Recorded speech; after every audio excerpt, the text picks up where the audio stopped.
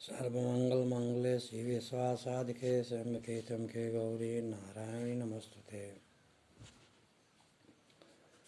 आज इस वैश्विक महामारी के समय में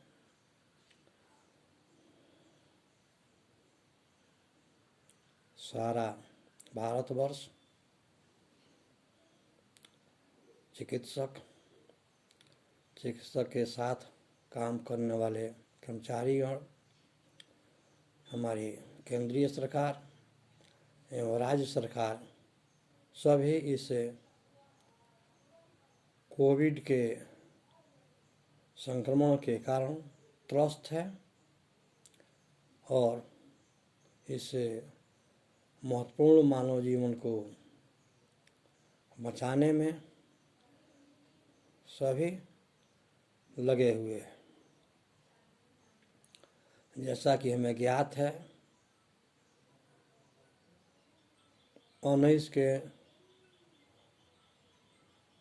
आखिरी दिनों से पूरे विश्व 20 में यह कोविड का संक्रमण चलता रहा, जिससे हमारे यहाँ भारतवर्ष ही नहीं संपूर्ण विश्व उसे व्याप्त रहा। आर्थिक तंगियाँ आ गई, सभी लोग परेशान हो गए। जीवन रक्षा करना सरकार के लिए चुनौती हो गई। फिर भी हमारे वैज्ञानिकों के प्रयास से अनुसंधान को पूर्ण किया गया एवं कोविड-19 के लिए कोरोना वैक्सीन को पूर्ण रूप में सफलतापूर्वक तैयार कर लिया गया है। फिर भी इस 2021 के अप्रैल में हमारे भारतीय नागरिकगण बहुत ही भयावह परिस्थितियों से गुजर रहे हैं, जिसके कारण छात्रों का पठन पाठन भी बाधित हो रहा है और छात्रों के पठन पाठन बाधित न हो, इसी कारण से हमारी सरकारों ने विश्वविद्यालय के कुलपति महोदय और बिहार राज्य के महामहिम राज्यपाल महोदय के प्रयासों के फलस्वरूप छात्रों के हित के लिए ऑनलाइन क्लासेस की व्यवस्था की गई है, जिससे छात्रों का अध्ययन पठन पाठन सफलतापूर्वक चलता रहे। क्योंकि बच्चे ही देश के भविष्य होते हैं। बच्चों पर ही इस भारत या विश्व का विकासात्मक दायित्व निर्भर करता है। क्योंकि कहा गया है कि चिल्ड्रन स्माइलिंग नेशन प्राइड, अर्थात बच्चों की मुस्कान ही देश की प्रथम पहचान है। परंतु आज के इस वैश्विक महामारी के कारण प्राध्यापक, छात्र, शासन तंत्र सभी परेशान हो रहे हैं, सभी त्रस्त है कि किस तरह से इसे कोविड-19 को मात किया जाए और जीवन को सुरक्षित बनाया जाए। इस कोविड-19 को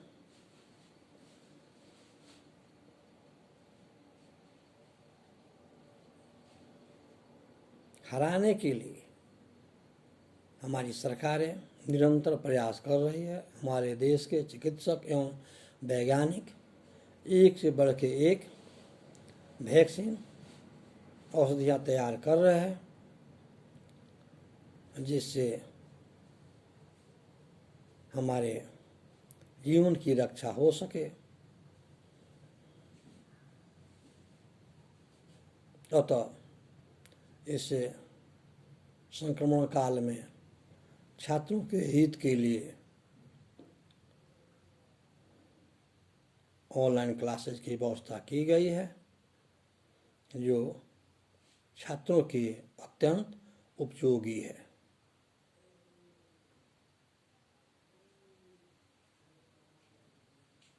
सर्वप्रथम हम यह कह सकते हैं कि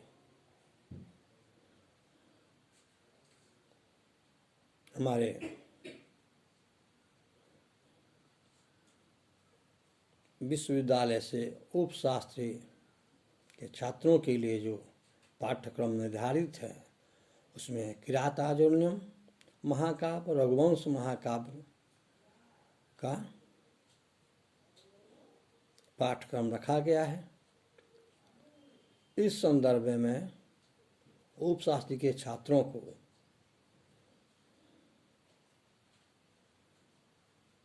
आज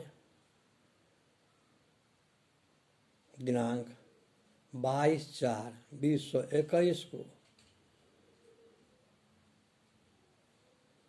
महाकवि भारवी के रचना किरातार्जुनीयम महाकाव्य के संदर्भ में कुछ विशेष बातों को बताना चाहता हूँ। सर्वप्रथम किरातार्जुनीयम के पूर्व हम लोग यह देखें, यह जानें किरातार्जुनीयम महाकाव्य के महाकवि कौन है। सर्वप्रथम हम यह कह सकते हैं कि इस किरातार्जुनीयम महाकाव्य के महाकवि भारवी है।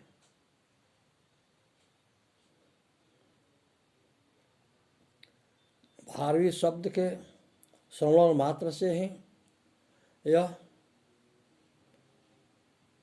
पूर्णतः स्पष्ट हो जाता है कि भा अथा भांति सुशोभते प्रकाशयते, भा सुशोभित प्रकाशित रवि सूर्य, अर्थात जिस प्रकार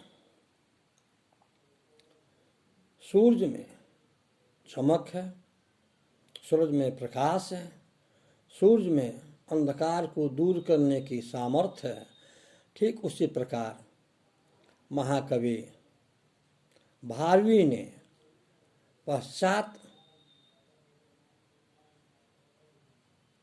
काव्यों एवं कवियों को पीछे छोड़ते हुए एक नई पीढ़ी को, एक नई मार्ग को निर्धारित किया है। जैसा कि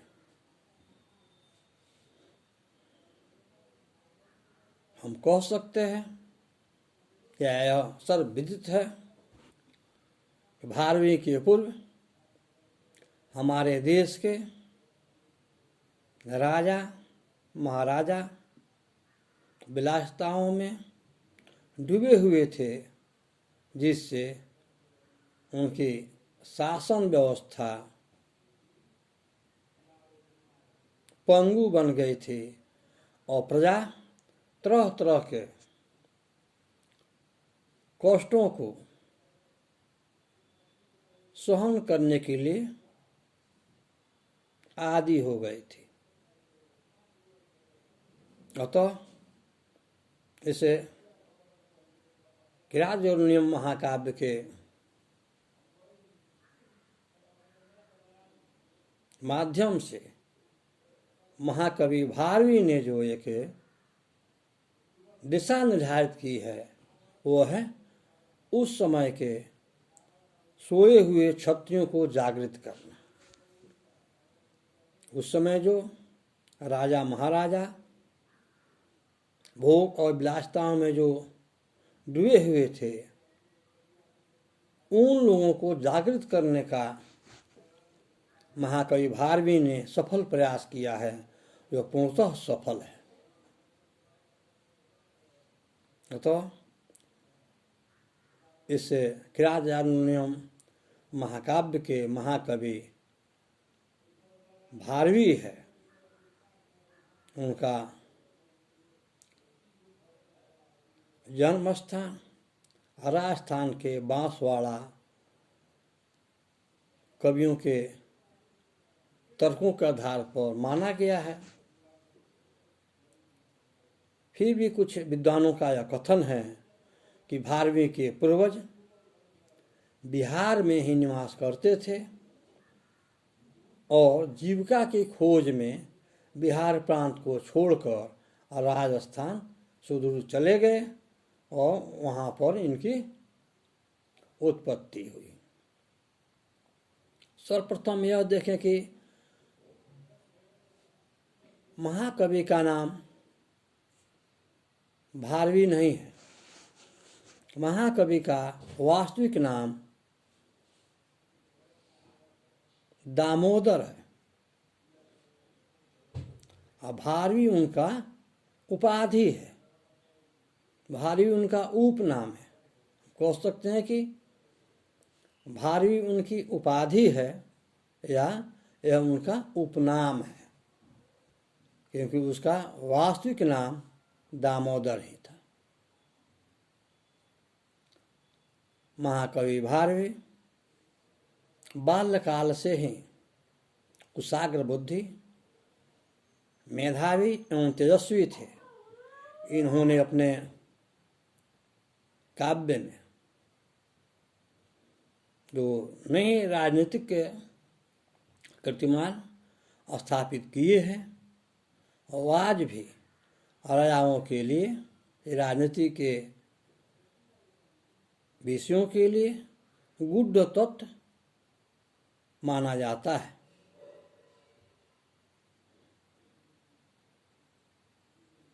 इस प्रकार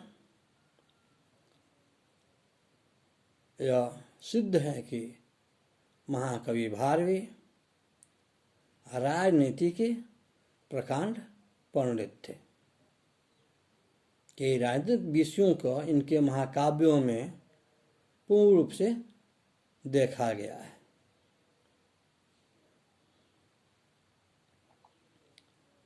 महाकवि भारवी ने एक ही महाकाव्य की रचना की, इसका नाम है किरातार्जुनीयम। इनकी एकल रचना है किरातार्जुनीयम। जिस प्रकार भारवी के नामों की सार्थकता को देखने से इसमें दो शब्द जुड़े हैं, भा जो रवि, भा भांति सुशोभति, रवि सूर्य, और सूर्य के जो समान सुशोभित हो वो है भारवी। ठीक उसी प्रकार इनके महाकाव्य का भी नाम किरात और अर्जुनियम किरातार्जुनीयम है। अर्जुन का नाम विश्व विदित है, हम सभी जानते हैं कि महाभारत के योद्धाओं में जो प्रसिद्ध योद्धा थे वो हैं अर्जुन। अर्थात पांडवों के जो 5 भाई थे उनमें एक भाई का नाम अर्जुन है, लेकिन दूसरा जो नाम है किरात, यह थोड़ा विश्वासप्रद है, क्योंकि इसे महाकाव्य का नाम है किरातार्जुनीयम, किरात जोड़ अर्जुन। अब किरात क्या है इस संदर्भ में हम थोड़ा देखें। किरात का अर्थ यहाँ शिकारी से लिया गया है। और किरातार्जुनीयम महाकाव्य का जो मुख्य प्रयोजन है वह है अर्जुन को दिव्यास्त्र की प्राप्ति, दिव्यास्त्र दिव्य अस्त्रों की प्राप्ति। अर्थात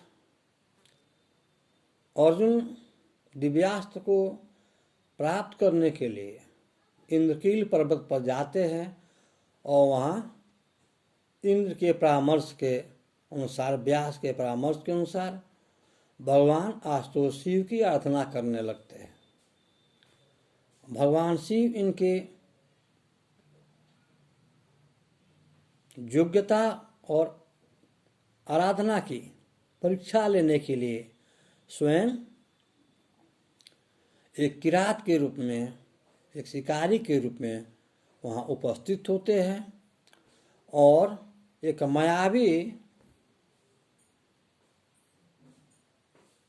जानवर को उन दोनों के समक्ष प्रस्तुत करते हैं। फिर शिकार के लिए भगवान शिव और अर्जुन में होड़ लग जाती है। कभी अर्जुन अपने बाणों का प्रयोग करते हैं तो कभी शिव अपने बाणों का प्रयोग करते हैं और दोनों एक दूसरे को टक्कर देते हुए शिकार के बाधित नहीं कर पाते हैं। अर्जुन को यह ज्ञान होता है कि यह कौन सा धनुर्धर है जो मेरे बाणों का सामना कर रहा है, जबकि मैं विश्व का श्रेष्ठ धनुर्धर हूँ। फिर भी मेरे बाणों का सामना करने वाला यह कोई साधारण शिकारी नहीं हो सकता है। इस प्रकार की जिज्ञासा अर्जुन के मन में उत्पन्न होता है कि क्या है, कैसे है। इस प्रकार इन दोनों में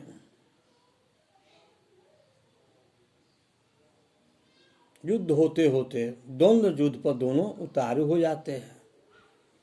और द्वंद्व युद्ध के समय अर्जुन को यह ज्ञान हो जाता है, अरे यह शिकारी तो साक्षात भगवान शिव है, जिसको मैंने प्रसन्न करने के लिए यह कमल के फूल अर्पित किया था। यही फूलों की माला इनके गले में है, अर्थात यह कोई शिकारी न होकर भगवान शिव ही है। और अर्जुन भगवान शिव के चरणों में नतमस्तक हो जाता है और भगवान शिव उसकी वीरता की, उसकी धनुर्विद्या की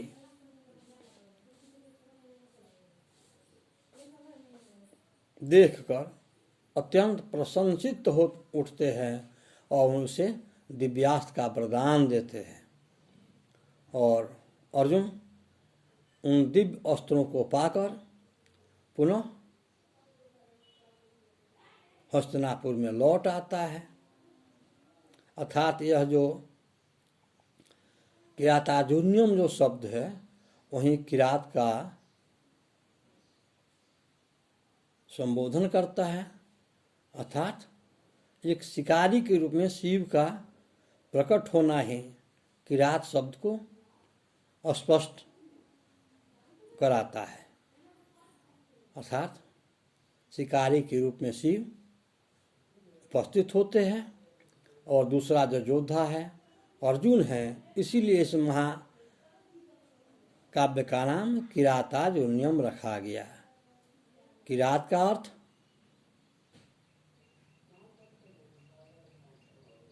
शिव के रूप में शिकारी और अर्जुन, और इसे महाकाव्य का जो प्रयोजन है वो दिव्यास्त्रों की प्राप्ति, अर्थात इसे शिव और अर्जुन के मिलन से ही अर्जुन को दिव्यास्त्रों की प्राप्ति होती है। इसलिए इसे महाकाव्य का नाम किरातार्जुनीयम रखा गया, जो बिल्कुल ही सार्थक और सटीक नाम है।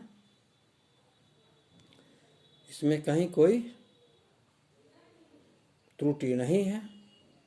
इसीलिए महाकवि ने इसे महाकाव्य का नाम किरातार्जुनीयम रखा है।